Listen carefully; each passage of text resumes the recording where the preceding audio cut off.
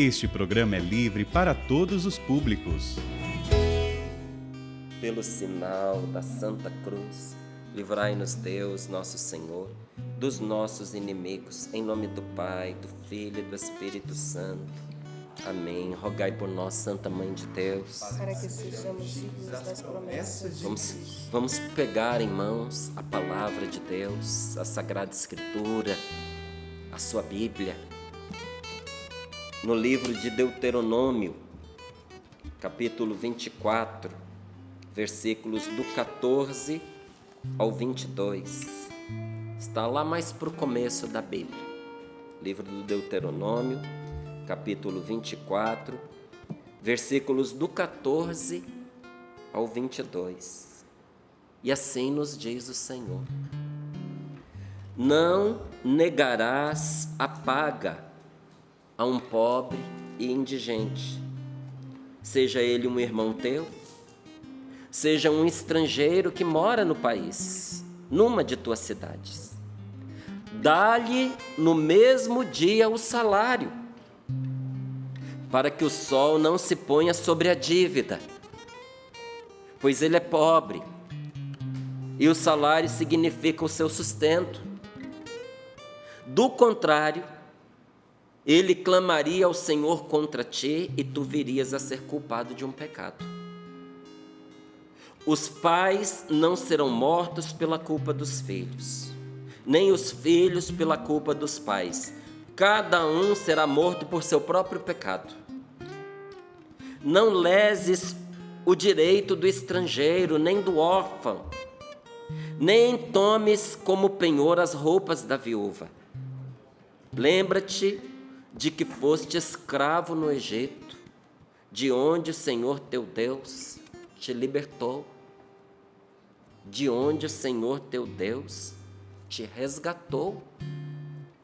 É por isso que te ordeno que procedas assim. Se ao fazer a colheita em teu campo, esqueceres um feixe de trigo, não voltes para buscá-lo. Deixa para o estrangeiro, para o órfão, para a viúva, a fim de que o Senhor teu Deus te abençoe em todo o trabalho de tuas mãos. Quando tiveres colhido o fruto das oliveiras, não voltarás para colher o que ficou nas árvores. Deixa-o para o estrangeiro, o órfão e a viúva. Quando colheres as uvas da tua vinha, não deves colher os cachos que ficaram. Deixa-os para o estrangeiro, o órfão e a viúva. Lembra-te de que tu também foste escravo no Egito. Por isso, te ordeno que procedas assim. Palavra do Senhor. Graças a Deus. Graças a Deus. Não negarás a paga a um pobre e um indigente. Aqui não está falando de esmola, viu, gente? Porque é muito importante que a gente dê esmola, sim. Eu sei que nos nossos tempos a gente se justifica, a gente se esconde atrás do mau uso que o outro vai fazer da esmola que a gente dá, mas um dia nós seremos julgados se nós demos ou não. E quem recebeu será julgado em como usou, se mentiu ou se precisava de verdade. Eu não tenho tanto a ver com aquilo que a pessoa faz com a esmola que eu dei para ela, não. Eu tenho a ver com a resposta do meu coração, que vendo a pessoa precisando, escolho dar ou não dar. Porque pode ser que ela use para tomar uma cachaça, pode ser. Mas pode ser também que naquele momento que ela estava pedindo para você, ela estava atormentada pela fome, e ela ia de verdade comprar comida. Quem sabe? Então, na dúvida, ajuda. Tantas vezes que Deus nos ajudou. Às vezes eu falo para minha esposa: deixa aí, vamos ajudar. Vamos perder sim. Deixa perder se é para outro ganhar. Porque quantas vezes nos ajudou o Senhor. Às vezes a pessoa que se beneficia não merece mesmo. mas eu e ela comentamos um com o outro. Quantas vezes Deus nos ajudou sem a gente merecer? Então vamos ajudar também sem a pessoa merecer. Generosidade abre as portas do céu. Generosidade afasta o mal da vida da gente. Generosidade, esmola, a esmola que a gente dá, Deus leva em conta de confissão, sacramento, você sabia? Porque a respeito da esmola, se diz algo que normalmente só se diz a respeito do sacramento da confissão. A esmola perdoa os pecados de quem a dá. E diz que um dia, quando nós chegarmos no céu, não vai ter ninguém do nosso lado ali para nos ficar argumentando. Ninguém morre com a gente para ir nos defender não, viu? O dinheiro que a gente tem não nos acompanha, mas atesta a palavra de Deus e os santos de Deus, que quem durante a sua vida ajudou as pessoas não chega sozinho. A esmola que ele deu vai com ele para assumir a sua defesa, interceder em seu favor. Então, que seja a gente ajudar de qualquer forma, mas nesse caso aqui, está se falando da pessoa ter trabalhado. Então aqui o pobre e o indigente trabalharam, prestaram serviço, foram lá limpar a casa, lavaram a roupa, lavaram a louça, faxinaram a casa, construíram, rebocaram a parede, tiraram o entulho, fizeram algum serviço para a pessoa. E aí a palavra de Deus nos diz: não negues o pagamento. Você acha que isso não acontece? Acontece, inclusive com muitos brasileiros que às vezes vão para o exterior. Por isso, eu não sou um grande incentivador da pessoa ir também para fora do Brasil não, viu? Eu sei que existem casos e casos, mas quanta gente chegou lá, passou necessidade imensa, trabalhou, e principalmente, digo aqui, aquelas pessoas que vão com os documentos ainda para resolver. Trabalhou e não recebeu o seu salário, porque o suposto empregador sabia que a pessoa não estava legalizada lá. Às vezes entrou pela porta mesmo, fez toda a passagem no serviço estrangeiro, mas quando deu o tempo dela sair do país, não saiu, ficou lá para trabalhar. E tem gente que explora, não paga, porque o outro está indefeso, está numa situação ilegal, mas precisa do dinheiro para comer. E olha o que a palavra de Deus diz: não negues o pagamento ao pobre, seja ele um irmão teu, ou seja um estrangeiro que mora no país, numa de tuas cidades. Paga no mesmo dia, meu filho. A pessoa trabalhou, paga no mesmo dia o salário. Todos nós, às vezes, precisamos da ajuda de alguém. Todos nós precisamos de uma prestação de serviço. Quantas vezes alguém vinha e dizia assim: não, faz, a gente divide, você paga depois. Se eu não tenho certeza de que eu vou poder pagar a pessoa, eu não pego o serviço, não faço o serviço, gente. Porque não é justo você se valer do trabalho alheio e você não dar o salário da pessoa. Então, aí o Senhor diz: dá-lhe no mesmo dia o salário, para que o sol não se ponha sobre a dívida. Lembra de uma passagem que fala sobre isso também? Não se ponha o sol sobre o vosso ressentimento. Não se ponha o sol sobre a dívida que existe entre você e a pessoa.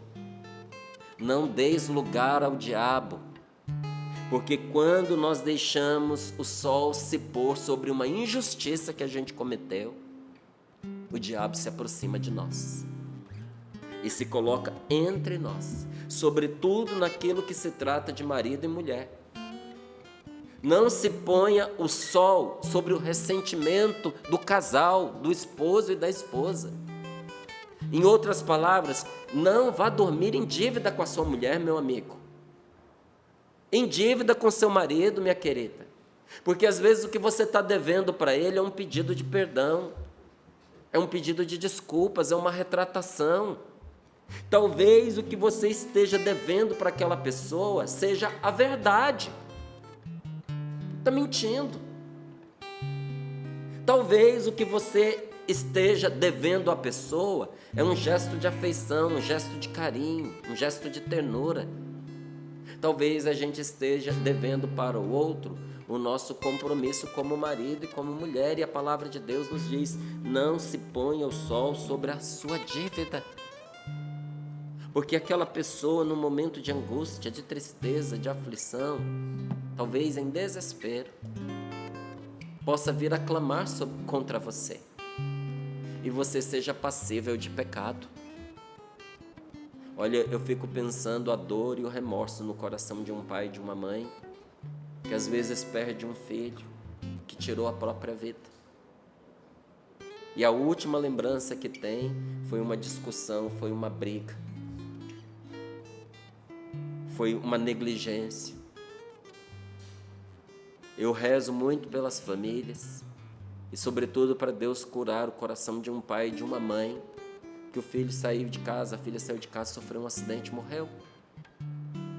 E as últimas palavras que foram ditas foram palavras que machucavam, que aumentavam o ressentimento, que criava um afastamento. Diga para mim se isso não pesa no coração da gente pela culpa como um pecado.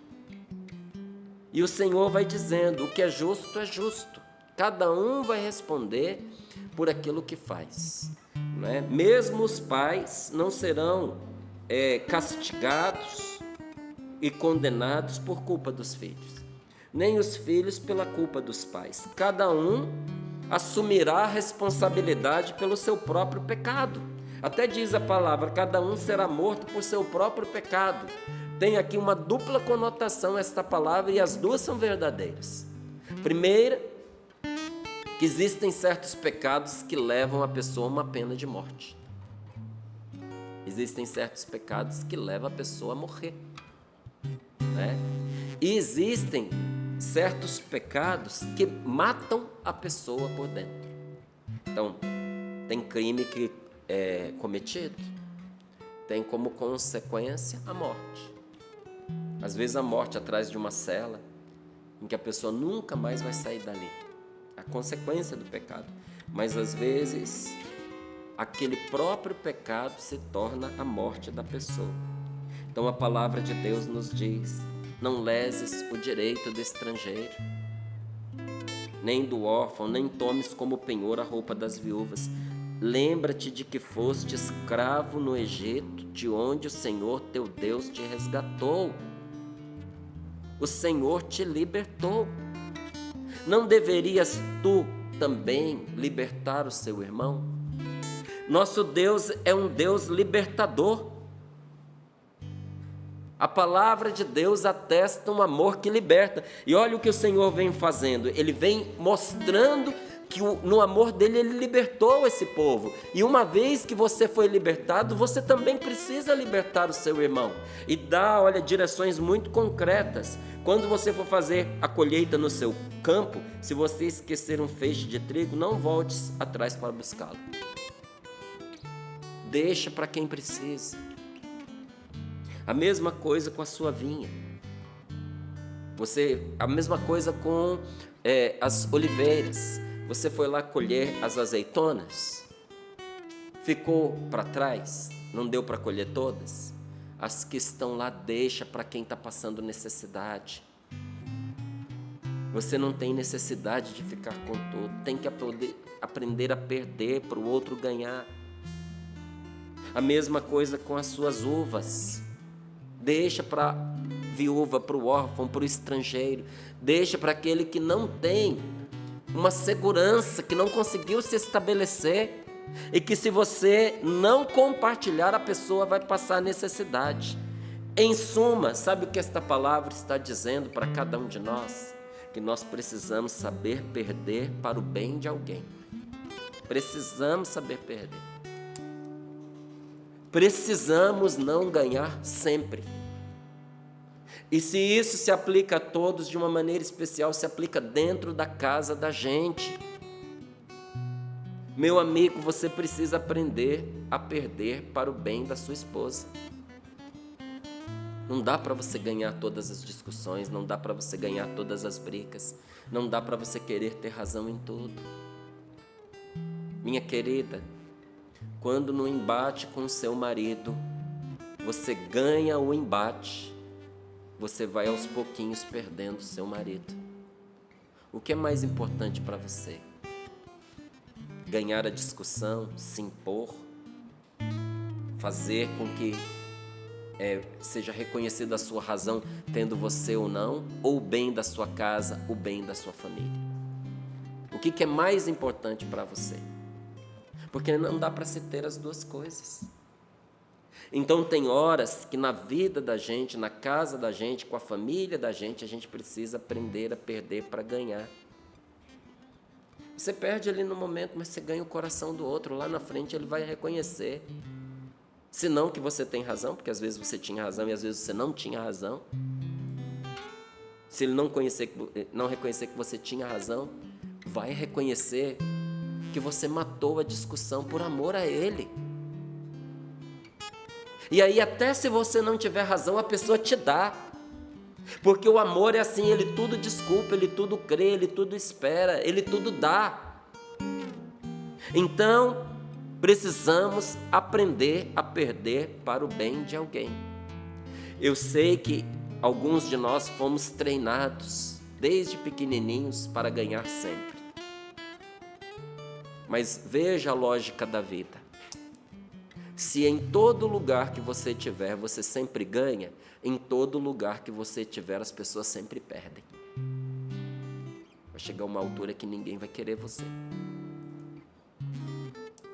Perder não significa estar sempre por baixo. Perder não significa que você está sempre sem razão. Perder, às vezes, significa dar espaço a quem tem menos que nós. Às vezes, a quem tem menos argumentos que a gente. Perder, às vezes, significa deixar o outro viver, deixar a outra pessoa respirar. E tudo na vida da gente importa perdas, tudo. Se você não sabe perder, eu tenho dó de você, porque a vida vai te ensinar e vai doer. Quando a gente sabe perder, não dói, porque a gente entrega. O que a gente não entrega é arrancado de nós. Dói mais. O que a gente entrega, a gente se despede como as árvores, não é? Que a seu tempo entregam as suas folhas. E até as folhas que elas entregam é para o bem delas. Cai ali no chão, forra em torno da raiz, mantém o solo quentinho. Nos lugares que tem neve, você sabia que há um propósito as árvores perderem as folhas no inverno? Primeiro porque é menos coisas para elas sustentarem numa época de carestia, porque o inverno é pesado para ela. Essa é a primeira coisa. Porque se ela mantiver as folhas, ela vai ter que sustentar as folhas. Então ela se livra, primeiro ponto. Segundo, as folhas das quais ela se livra, as folhas que ela entrega, formam um cobertorzinho em torno da raiz dela. Uma caminha, onde a neve cai, mas não vai agredir a raiz, porque as folhas forraram. É a sabedoria de saber entregar. O que a gente às vezes não entrega é arrancado de nós na marra. Eu, outro dia, estava vendo aí uma situação que é logo de cara injusta, né? Mas faz parte da realidade. Quem vai construir uma casa, quem vai comprar materiais de construção, quem vai comprar sobretudo acabamento, nunca pode comprar a justa medida, não pode. Todo mundo sabe que é de 5% a 10% de perda. Então, se deu 100 metros de piso, você não vai comprar 100. Você vai comprar 105, 106, 110. Porque, às vezes, se perde, quebra, estraga na hora de colocar. E quando você vai lá buscar, o lote que tem é diferente, dá diferença no piso. Mesmo sendo o mesmo piso, você vai ficar com duas cores. Então, você já tem que comprar a perda. Não é? E, às vezes, nem perde. Só que você não vai poder usar, porque já pôs o piso, não tem onde enfiar aquilo. Não é? Mas que chato eu ter que comprar a perda. Eu também acho, porque 10% numa coisa cara é muito dinheiro. Mas eu fui vendo que é tudo assim na vida, gente. E quando a gente aceita, isso se transforma em sabedoria para nós, sabe? Meu filho, quando ele entrou para as Forças Armadas, um deles, todo feliz, todo empolgado. Eu e a minha esposa, a gente lembrava, ontem ainda, a alegria dele chegando lá, naquele colégio. Nossa, que maravilha. Ele sabia que coisas muito difíceis o esperavam, mas ele estava entusiasmado, porque ele queria viver aquela carreira. E a gente entregou lá um garotinho, hoje a gente tem ali um homem. Mas quando a gente levou aquele menino, ele era só encantos. E assim foi por um bom tempo. De repente, um dia eu percebi que ele perdeu o brilho, que ele perdeu o gosto. Alguma coisa havia acontecido. Só que eu sempre fui de ouvir, de conversar. Chamei o meu filho e disse: você sempre foi tão animado, tão empolgado, aconteceu alguma coisa, parece que você perdeu o gosto. E com os olhos marejados de lágrimas, ele falou para mim assim: então, pai, eu sempre procurei fazer o que é certo. E minha ficha estava limpinha. Mas chegou um dia lá, um oficial,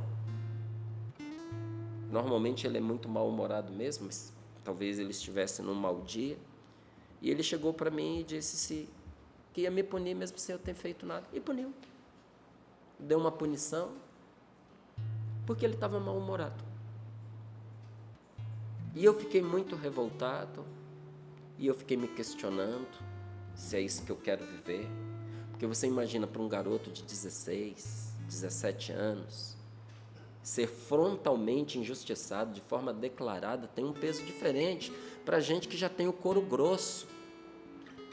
E aquilo fez com que ele se questionasse em relação ao caminho que ele estava trilhando.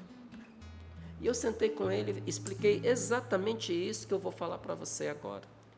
Eu disse para ele assim: meu filho, veja, na vida da gente, em tudo que nós fizermos, nós temos que separar as perdas. Aí levei ele para dentro da casa e disse: está vendo aqui esse piso?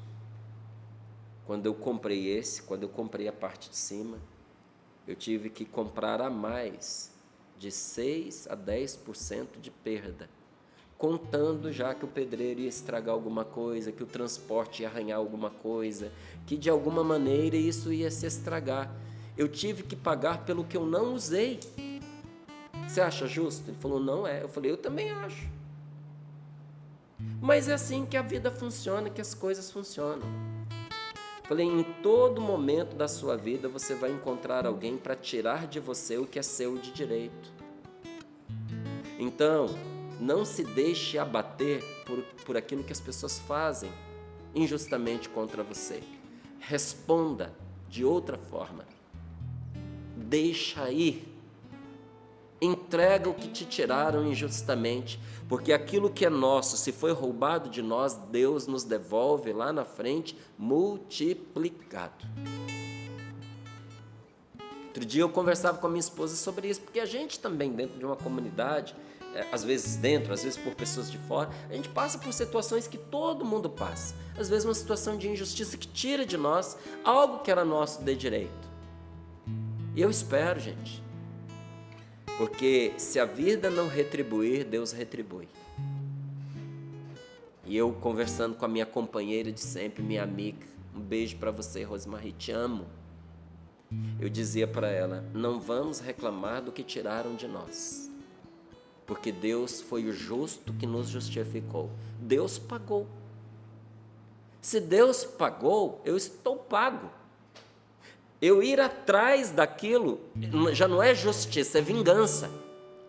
Porque o que me foi tirado foi restituído, não importa por que mãos.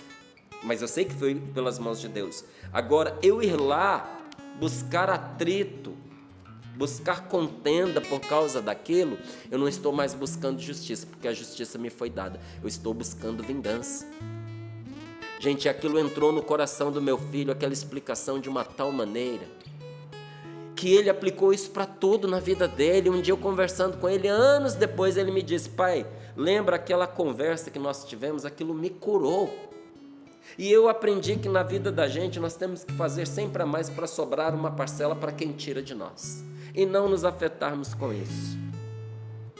Esses dias uma pessoa me perguntava assim, partilhava comigo, ela dizia: Márcio, o que me incomoda no meu matrimônio não é no meu matrimônio é que numa conversa, ou às vezes, até notei aqui como uma pessoa disse, numa discussão, meu esposo não aceita que está errado.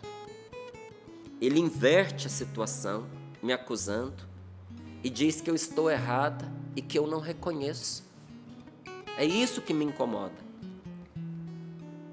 No seu casamento, minha querida, e de quase todo mundo. Porque essa é uma reação do ser humano. E tem pessoas que reagem assim de uma forma quase que doentia. Porque aceitar que está errado é aceitar o fracasso. Aqui vai uma dica, principalmente para as mulheres. Minha amiga querida que acompanha Sorrindo para a Vida. Os homens têm uma grande dificuldade de reconhecer que estão errados. Porque reconhecer que está errado é reconhecer que fracassou. E para um homem reconhecer que fracassou com a sua esposa é muito duro. Ou que fracassou como pai. Às vezes, ao admitir o fracasso, ele não tem ideia do que fazer. O meu melhor não foi o suficiente. Vou fazer o que agora? Por isso que às vezes, casais que se amam, quando uma esposa bate muito em cima da tecla do você está errado, você está errado, você está errado, o homem vai embora. Não é porque ele não ama. É porque ele não consegue lidar com a incapacidade que ele tem de admitir o erro, porque ele não está vendo outra perspectiva.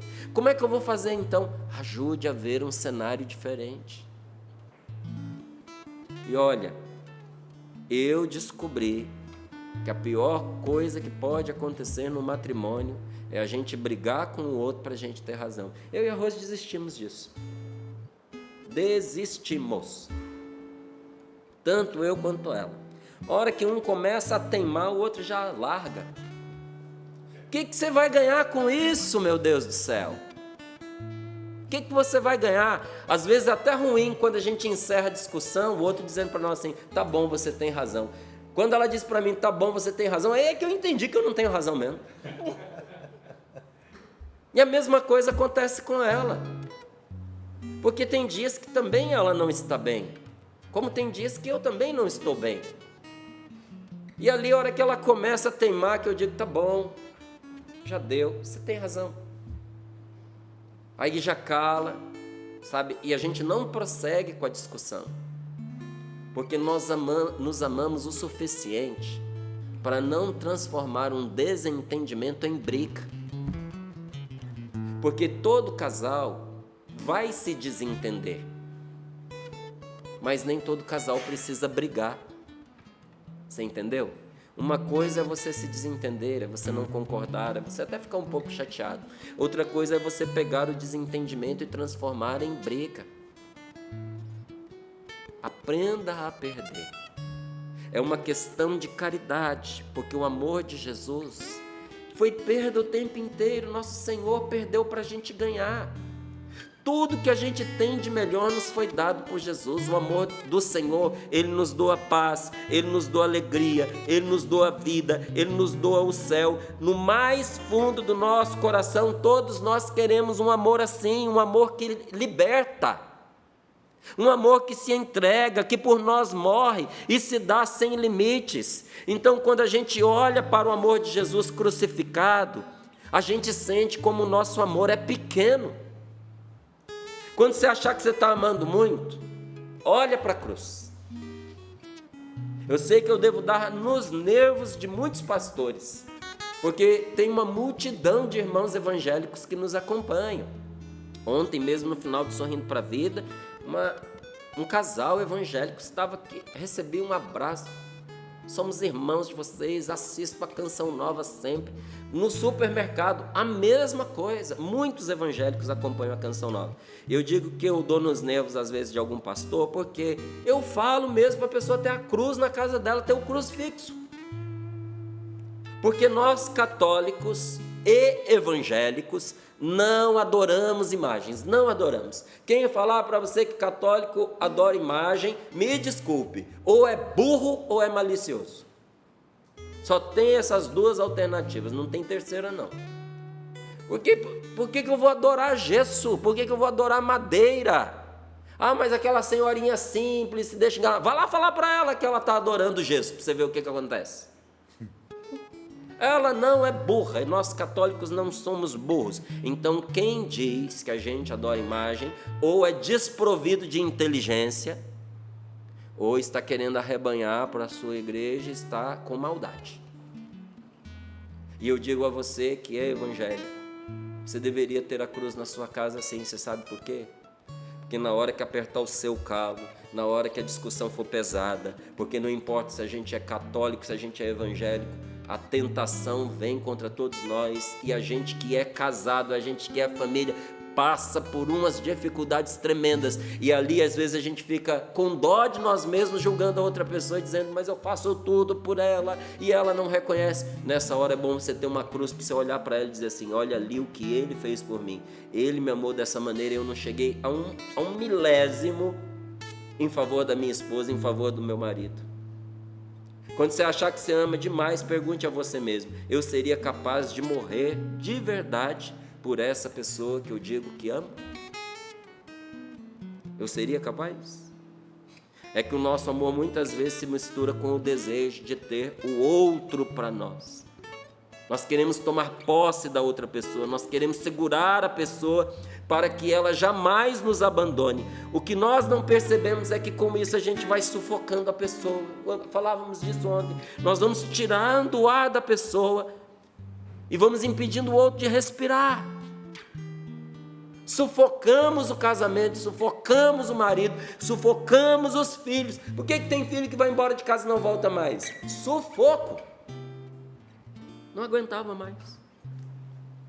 Quando nós queremos tomar posse de uma pessoa, nós estamos roubando dela a possibilidade dela se desenvolver e de ela se tornar ela mesma.